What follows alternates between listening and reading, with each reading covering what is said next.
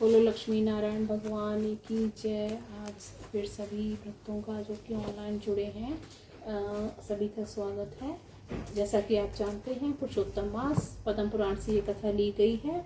बोलो लक्ष्मी नारायण भगवान की जय। मंगलम भगवान विष्णु मंगलम गरुड़ध्वज मंगलम पुंडरीकाक्ष मंगलाय तनोहरि मंगलम भगवान शंभु मंगलम विष्णुध्वज मंगलम पार्वती नाथो मंगलाय तनोहरा मंगलम भगवान गणपति मंगलम विष्णुध्वज मंगलम पार्वती पुत्रो मंगलाय तनोगना मंगलम भगवान श्री राम मंगलम पुष्पध्वज मंगलम जानकी नाथो मंगलाय पुरुषोत्तमा मंगलम भगवान हनुमंते मंगलम श्री राम भक्त का मंगलम अंजनी मंगलाय रुद्रांशक। बोलो लक्ष्मी नारायण भगवान की जय। जैसा कि आप जानते हैं कल हमने कथा संपूर्ण की थी इस वानरराज से कि किस तरह एक कपि 3 दिन स्नान करने से पाप रहित हो गया। आज वो शौनक जी से जो सूत जी पूछ रहे हैं कि वो वानर कौन था, क्या था, वो कैसे पाप रहित हो गया 3 दिन स्नान करने से। आप उसका हमें विस्तार से बताइए। तो वो आप ये कथा शुरू हो रही है।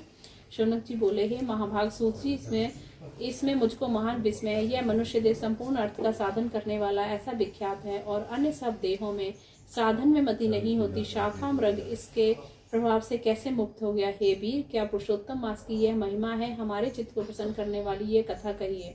हे सूतनंदन, 3 दिन उसने कहाँ व्रत किया, कपि का नाम क्या था, आहार आचार कहाँ रहता था। आप पुरुषोत्तम महात्म्य विस्तार से कहिए। आपसे कथामृत श्रवण करने से मेरी तृप्ति नहीं होती है। सूत जी बोले, हे द्विजराज, मैं सावधानी से इस कथा को विस्तार से कहता हूँ, जिसके श्रवण पूर्ण रूपी सुवर्ण से अहिरूप पाप समूह नष्ट हो जाते हैं। कोई केरल देश निवासी ब्राह्मण बड़ा लोभी था और नित्य ही धन संग्रह करने में तत्पर मधुमक्षिका के समान था। इसी कारण से लोक में उसको करदे कहते थे। इससे पहले उसका पितृगत चित्रक नाम था। वह कभी अच्छा का अन्न ना खाता, ना अच्छा वस्त्र पहनता था, ना होम करता, ना कभी ब्राह्मणों को दान करता था, केवल महाश्रम से धन संचय करता था। तथा 5 स्थानों में जो नित्य हत्या होती थी उसके दोष शांत करने के निमित्त भी उसने कुछ नहीं दिया। मीन्स उसने कोई दान नहीं दिया। पितृपक्ष में पिता के निमित्त कुछ दान न दिया, न श्राद्ध किया, न कभी माघ महीने में तिल दान किया, न नारायण की पद की प्राप्ति के निमित्त कार्तिक में दीस दान किया, वैशाख और व्यतिपात में न कभी धन्य दान किया, दही बूरा गुड़ युक्त लड्डू, वेदात्रियों में चांदी का दान, द्वादशी में अन्नदान तथा संक्रांति और चंद्र सूर्य के ग्रहण में भी कभी कुछ दान न दिया। कृपण वासना युक्त सर्वत्र दीन वाक्य बोलता था, अहो मैं बड़ा भूखा हूँ, मेरे पास कुछ भी नहीं है। और चौथे या 5वें दिन कुछ समय भोजन मिलकर खाता था, मिल जाने पर खा लेता था और जो बचता था उसको वो एकांत में छिपाकर बेच भी लेता था। बड़े पुराने कपड़े लपेटे घूमा करता था। वर्षा पवन धूप शीत झेलने से नित्य शाम शरीर हो गया था। वह महाचंचलता से पीड़ित हो सारी पृथ्वी में भ्रमण करता था। उसका एक मित्र बाटीपति वंचर था। वह माला का बनाने वाला प्रसन्न आत्मा उसको दीन जान सदा इस पर कृपा करता था, कारण कि सब लोगों से धिक्कार को प्राप्त हो वही निवास करता था। वह नित्य उसके निकट रहकर उसकी आज्ञा मानता था। यह उसके साथ वाटिका वन में बड़े विश्वस्त चित्त से रहता था और अपने ही समान वह फलादि ले लेता था। वह माली राजकाज में लगने के कारण उस बगीचे में कभी आता था और कभी स्वामी के साथ कहीं चला जाता था, कभी शीघ्र चला जाता था और कभी देर से आता था। जब वह माली वहाँ मन में नहीं होता था तो यह फलों को तोड़कर खाता था और संचय भी करता था। पके फल खाता और बेच भी डालता था और उस द्रव्य को निशंक हो स्वयं ग्रहण कर लेता था। जब वन का स्वामी पूछता तब लज्जा त्याग कर उत्तर देता था, मैं तो सदा भिक्षा लाता हूँ और सदा तुम्हारे वन की सेवा करता हूँ, तो भी पक्षी बहुत से फल भक्षण कर जाते हैं। देखो कुछ पक्षियों को मैंने मारा भी है, उनके अस्थि और मांसपिंड पड़े हुए हैं। उस लालची ने उसके विश्वास के निमित्त पक्षियों का वध किया। इस प्रकार उस दुर्बुद्धि को बहुत दिन बीत गए। 87 वर्ष की अवस्था में शरीर जराग्रस्त हो गया। उस समय काल रूपी सर्प ने उसको दबाया। कृष्ण पिंगल नेत्र वाले यम के दूत उसके निकट आए, जिसके देखने से हृदय पंजर शीघ्र ही क्षीर्ण हो जाता है। अंत में उस दुर्बुद्धि की मृत्यु हुई और अग्नि संस्कार भी प्राप्त न हुआ। पाप बहुत शीघ्र फल देते हैं, बिना भोगे नहीं जाते हैं। यमदूतों से घसीटा हुआ, नेत्रों से जल बहाता, कोड़ों के आघात से आहा करता हुआ पापात्मा के भीषण मार्ग में गमन करने लगा और पूर्व जन्म के किए अपने अपराध को स्मरण कर गदगद स्वर से रुदन करने लगा और कहने लगा, आहा, मुझ अनाड़ी दुर्वत का ज्ञान तो देखो, जो देवताओं को भी दुर्लभ मनुष्य देह को प्राप्त होकर धन के लोभ से अपना सुंदर शरीर व्यर्थ बिता दिया। अब पराधीन कालपाश के वशीभूत हुआ मैं क्या करूं?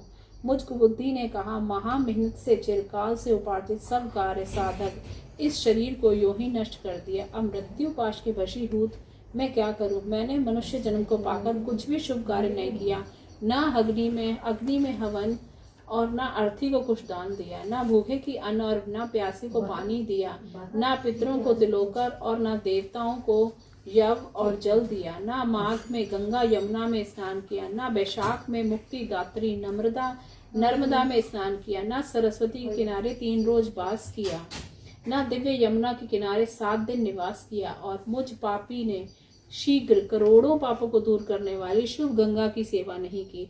अब वो पछताता है कि मैंने मनुष्य जन्म पाकर कुछ नहीं किया। आज अब उसे यमराजों ने यातना देनी शुरू की। तो और तो क्या, मुझ पापात्मा दुष्ट बुद्धि ने विष्णु के प्रिय पुरुषोत्तम मास में कभी स्नान तक भी नहीं किया।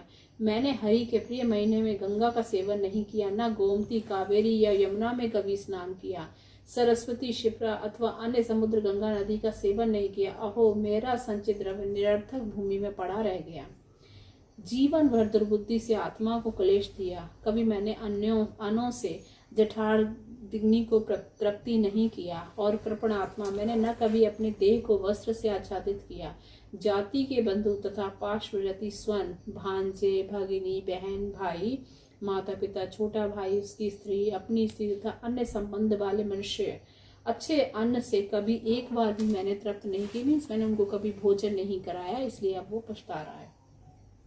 48 संस्कार में एक भी मैंने सेवन नहीं किया। मनुष्य देह का संस्कार ना होने से ही दुर्गति होती है, और मैं यमराज से प्राप्त होने वाली किस गति को प्राप्त होऊंगा?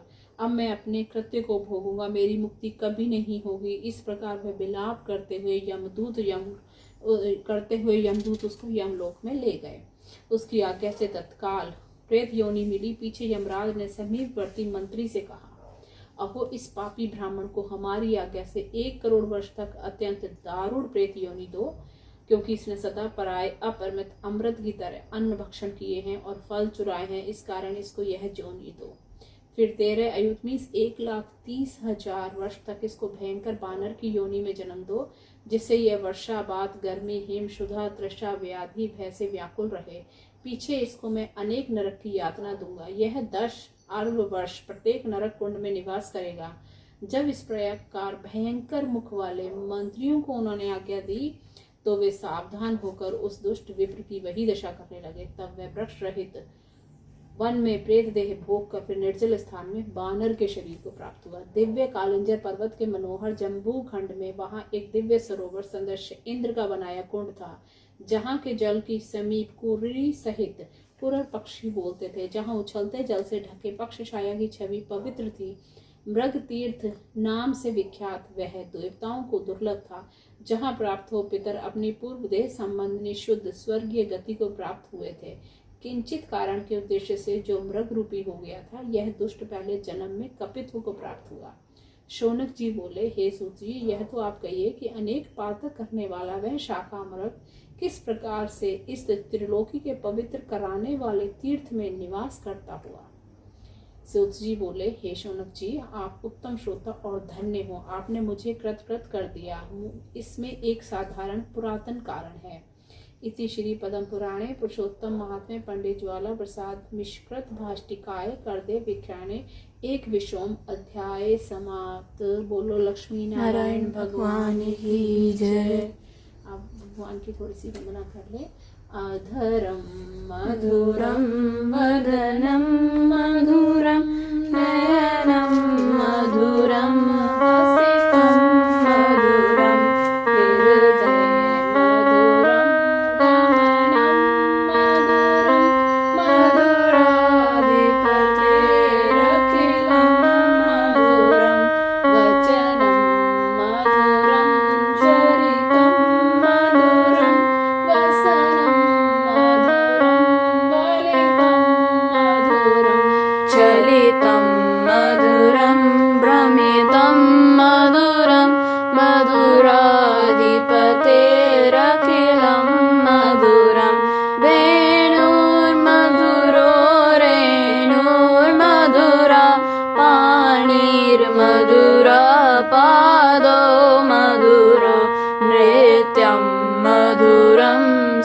सख्यं मधुरं मधुराधिपतेरखिलं मधुरं गीतं मधुरं पीतं मधुरं भुक्तं मधुरं सुप्तं मधुरं रूपं मधुरं तिलकं मधुरं मधुराधिपतेरखिलं मधुरं करणं मधुरं तरणं मधुरं हरणं मधुरं भ्रमणं मधुरं वमितं मधुरं शमितं मधुरं मधुराधिपतेरखिलं मधुरं गुञ्जा मधुरा माला मधुरा यमुना मधुरा वीची मधुरा सलिलं मधुरं कमलं मधुरं मधुराधिपतेरखिलं मधुरं गोपी मधुरा लीला मधुरा युक्तं मधुरं मुक्तं मधुरं दृष्टं मधुरं श्रेष्ठं मधुरं मधुराधिपतेरखिलं मधुरं गोपा मधुरा गावो मधुरा यष्टिर्मधुरा श्रेष्ठिर्मधुरा दलितं मधुरं फलितं मधुरं मधुराधिपतेरखिलं मधुरम् अधरं मधुरं वदनं मधुरं नयनं मधुरं हसितं मधुरं हृदयं मधुरं गमनं मधुरं मधुराधिपतेरखिलं मधुरम्। बोलो विष्णु भगवान की जय। अभी हम 108 विष्णु नाम से मंत्री अर्पण करेंगे भगवान को। आप ओम विष्णुवे नमः भी बोलते रहिए। अगर आपके पास मंत्री है आप घर से भी कर सकते हैं, अदरवाइज हमारे साथ ओम विष्णुवे नमः बोलेंगे तभी आपको पूरा फल प्राप्त होगा 108 नाम से। ओम विष्णुवे नमः। विष्णुवे नमः। ओम लक्ष्मीपते नमः। नमः। ओम कृष्णाय नमः। नमः। ओम वैकुंठाय नमः। ओम गरुड़ध्वजाय नमः। ओम परम भ्रमणाय नमः। ओम जगन्नाथाय नमः। नमः। ओम वासुदेवाय नमः। नमः। ओम त्रिविक्रमाय नमः। ओम दंतकाताय नमः। ओम मधुरभवे नमः। नमः। ओम ताक्षवाहनाय नमः। ओम सनातनाय नमः। ओम नारायणाय नमः। ओम पद्मनाभाय नमः। ओम ऋषिकेशाय नमः। नमः। ओम सुधाप्रदाय नमः। ओम पुंडरीकाक्षाय नमः। ओम श्रीकत्रे नमः। ओम परात्पराय नमः। ओम वनमालिने नमः। ओम यज्ञ रूपाय नमः। ओम चंद्रपाणाय नमः। ओम गदाधराय नमः। ओम उपेंद्राय नमः। ओम केशवाय नमः। Excuse me. ओम हंसाय नमः। ओम समुद्र मंथनाय नमः। ओम हरिये नमः। ओम गोविंदाय नमः। ओम ब्रह्मजनकाय नमः। ओम कैटुर्भासुरमर्दाय नमः। ओम श्रीधराय नमः। ओम कामजनकनाय नमः। ओम शेषजानिये नमः। ओम चतुर्भुजाय नमः। ओम पांचजनकराय नमः। ओम एक्सक्यूज मी। ओम श्रीमते नमः। ओम शरणपाणिये नमः। ओम जनार्दनाय नमः। ओम पीताम्बरधराय नमः। ओम देवाय नमः। ओम सुंदर सूर्य चंद्र विलोचनाय नमः। ओम मत्स्य रूपाय नमः। ओम कुर्तवे नमः। ओम क्रीडा रूपाय नमः। ओम रक्षरणे नमः। ओम वामनाय नमः। ओम भार्गवाय नमः। ओम रामाय नमः। ओम वलने नमः। ओम कल्कने नमः। ओम हयाननाय नमः। ओम विश्वभराय नमः। ओम श्रीकराय नमः। ओम कपिलाय नमः। ओम श्रीधराय नमः। ओम ध्रुवाय नमः। ओम दत्तात्रेय नमः। ओम अच्युताय नमः। ओम मुकुंदाय नमः। ओम दधिमानवे नमः। ओम धन्वंतरे नमः। ओम विश्ववस्तु कौस्तुभराय नमः। ओम मुरारताय नमः। ओम अध्योजक्षाय नमः। ओम संकर्षणाय नमः। ओम पृथ्वी नमः। ओम श्री रब्धिशाने नमः। ओम श्री रब्धिशानाय नमः। ओम भूतात्मने नमः। ओम अनिरुद्धाय नमः। ओम भक्तिवत्सलाय नमः। ओम नराय नमः। ओम जगद्रवाय नमः। ओम त्रियादने नमः। ओम भूत भावनाय नमः। ओम श्वेदीप सुगस्ताय नमः। ओम सनकादि मुनिध्याय नमः। ओम भगवते नमः। ओम शंकर कृपाय नमः। ओम धरातंताय नमः। ओम वेदात्मने नमः। ओम भागीरथ जन्म बुद्धि भूमि पाद पद्माय नमः। ओम संता प्रभवे नमः। ओम स्वभुवे नमः। ओम विभवे नमः। ओम घनश्यामाय नमः। ओम जगत कारणाय नमः। ओम अव्ययाय नमः। ओम बुद्धावताराय नमः। ओम शांतात्मने नमः। ओम लील मानुष विग्रहाय नमः। ओम दामोदराय नमः। ओम विरांग रूपाय नमः। ओम भूत भव्य वक्त्रवे नमः। ओम आदिदेवाय नमः। ओम देवदेव ओम प्रहलाद पारिपालकाय नमः। ओम महाविष्णवे नमः। यहाँ 108 नाम से भगवान विष्णु के ये नाम पूरे होते हैं। अब हम विष्णु स्तुति करते हैं।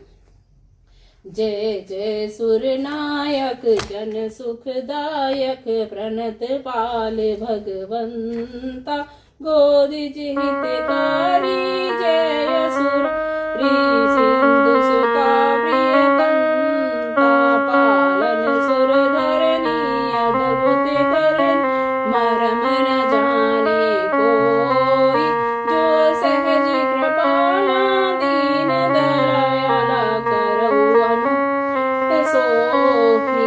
जय जय अविनाशी सब घट व्यासी व्यापक परमानंदा अविगत गोतीतम चरित मुनीतम माया रक्त मुकुंदा जेहि लागी विरागी अति आगी विगत मोह मुनि वृंदा निशिवासर ध्यावै गुण गण गावै जयति सचिदानंदा जेहि सृष्टि उपायि त्रिपद बना संग सहाय न दूजा जो करहूँ अघारी चिंत हमारी जाने भगति न पूजा। वे मंजन मुनि रंजन गंजन विपति बरूथा मन क्रम साड़ी से आनी शरण सकल सुर जूथा सादर श्रुति से शारिष अशेषा जा कह को नहीं जाना जही दीन प्यारे वेद पुकारे द्रवई सो श्री भगवान भगवारिधि मंदिर सब बुद्धि सुंदर गुण मंदिर सुख पुंजा मुनि सिद्ध सकल सुर परम भयातुर नमते नाथ पदि गुंजा। जानी सबे सुर भूमि सुन वचन समेत स्नेह गगन विराट गंभीर भई हरनि शोक संदेश सियावर राम चंद्र की जय। बोलो विष्णु भगवान की जय। अब हम आरती करते हैं। ओम जय जगदीश हरे स्वामी जय दीनानाथ हरे भगवान जय जय राधे श्याम हरे मायातीत महेश्वर मन वच बुद्धि परे। ओम जय जगदीश हरे आदि अनादि अगोचर